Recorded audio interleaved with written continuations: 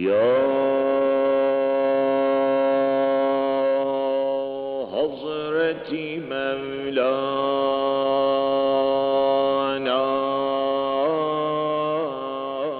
Ney kururu, değnekler kururu, kudüm üstüne gerilmiş deri kururu. O halde bu Allah sevdası, bu yakıcı aşk sesi nereden geliyor?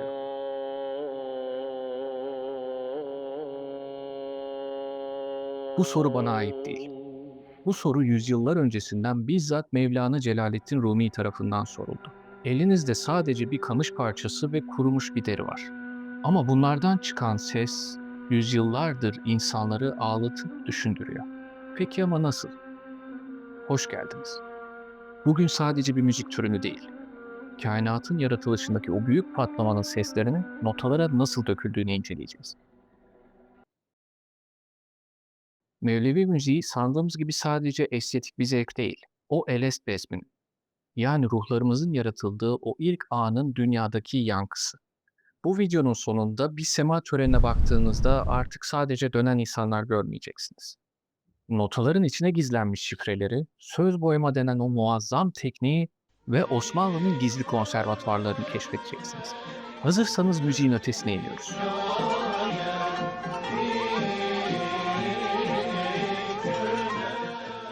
Mevlevi müziğinde hiçbir enstrüman rastgele seçilmemiştir. Her biri kozmik bir dramanın oyuncusu.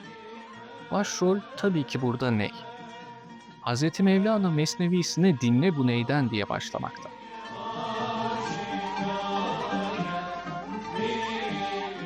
O mutlu olduğu kamışlıktan koparılmıştır. İçi boşaltılmış, bağrı ateşle dağlanarak delikler açılmıştır. İşte neyin o yanık sesi asıl vatanına duyduğu hasretten ortaya çıkar.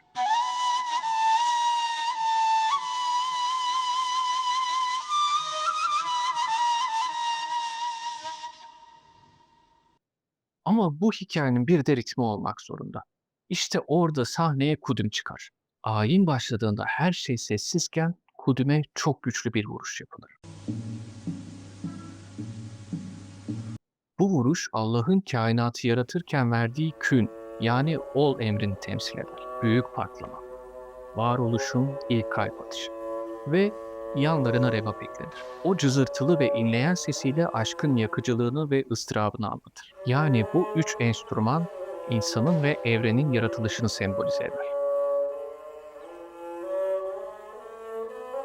Hırkayı çıkardıklarında manevi olarak yeniden doğarlar. Kollar açıldığında sağ el yukarı bakar, haktan alır. Sol el ise aşağı bakar, halka dağıtır. Mevlana'nın dediği gibi, biz birleştirmeye geldik, ayırmaya değil. Törenin kalbi dört selamdır. Birinci selam insanın kulluğunu fark etmesini temsil eder. İkinci selam kainata hayranlık. Üçüncü selam işte burası zirve. Müzik burada inanılmaz bir coşkuya dönüşür. Çünkü bu vuslat yani Allah'a kavuşma anı olarak temsil edilir.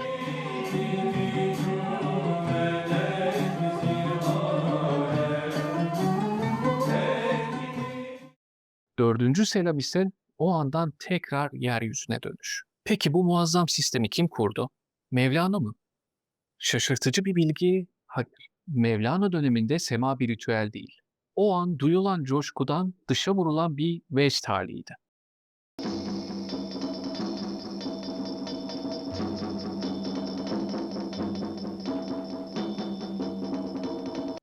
Bu coşkuyu bir sisteme, bir ritüele dönüştüren kişi oğlu Sultan Veled ve torunları. Onlar vecdi yani coşkuyu bir nizam yani bir düzen ile birleştirdiler. Ve bu düzen sonucu oluşan Mevlevi haneler yüzyıllar boyunca bir konservatuvar gibi de çalışmıştır aslında. Itri, Dede Efendi, Zekai Dede gibi önemli besteciler de bu disipline yetişmişlerdir.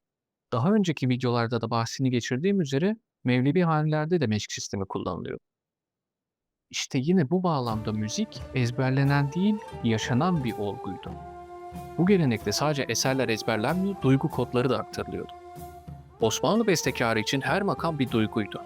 Rast makamı neşeyi, sabah makamı hüznü veya ibadeti çağrıştırır. Bestekar elindeki bu duygu paletini kullanarak resim yapmaya hazır. İşte şimdi o büyük sırrı söz boyama tekniğine geldik.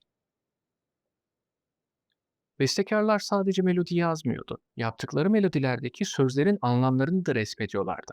Güftede göklere uçmak ya da turdağı mı geçiyor? Müzik aniden tiz perdeye, muhayyer perdesine sıçrar. Sanki ruhunuz bedenden çekiliyor gibi. Ya da sözlerde güneşin doğuşu temsil ediliyorsa sabah geçkisi yapılıyordu. Çünkü kültürümüzde sabah makamı sabah ezanının makamıdır. Müzik size kelimeyi söylemeden o seher vaktinin serinliğini hissettirir. Bu bir tesadüf değil, mühendislik. Geldik günümüze. Bugün o otel lobilerinde yapılan gösteriler o mühendisliğin sadece kabuğu. Ticarileşme özü zedeledi mi? Evet. Ama o kabuğun altında bile hala çalışan nükleer bir reaktör var. İnsanlar sadece izlediklerinde bile o kozmik frekansı, o ruhsal rahatlamayı hissedebiliyorlar. Bu videodan sonra bir ney sesi duyduğunuzda sadece hüzünlü bir melodi değil, vatanından koparılmış bir ruhun hikayesini hatırlayın. Bu videonun da sonuna geldik. Kanalıma abone olup beğeni ve yorum yapmayı unutmayın. Bir sonraki videoda görüşmek üzere. Müziğin izinde kalın.